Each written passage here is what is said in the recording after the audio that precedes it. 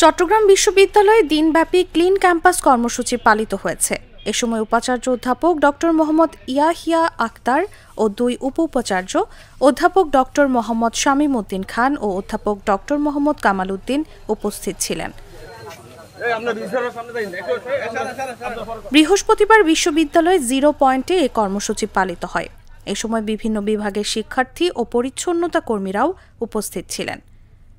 সরেজমিনে দেখা যায় চবি উপাচার্য, উপ-উপাচার্য, প্রক্টোরিয়াল বডি, নিরাপত্তা দপ্তরের প্রধান, প্রকৌশলী সহ সাধারণ শিক্ষার্থীরা মাথায় ক্যাপ ও মুখে মাস্ক পরে ঝাড়ু হাতে পরিষ্কার পরিচ্ছন্ন চলে।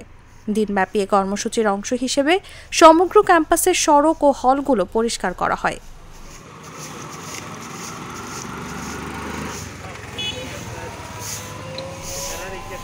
ইসলামিক স্টাডিজ বিভাগের শিক্ষার্থী মোহাম্মদ আলী ওবায়দুল্লাহ বলেন, চবেই সব সাধারণ শিক্ষার্থী, শিক্ষক, কর্মকর্তা, কর্মচারী মিলে বিশ্ববিদ্যালয় পরিষ্কার করার উদ্যোগ নিয়েছি।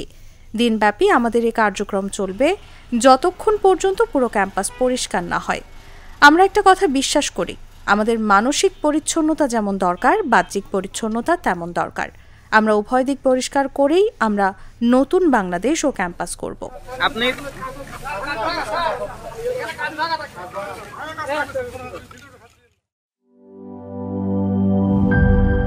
Shea butter ও ভিটামিন ই সমৃদ্ধ lily glam beauty soap. Lily, always beautiful.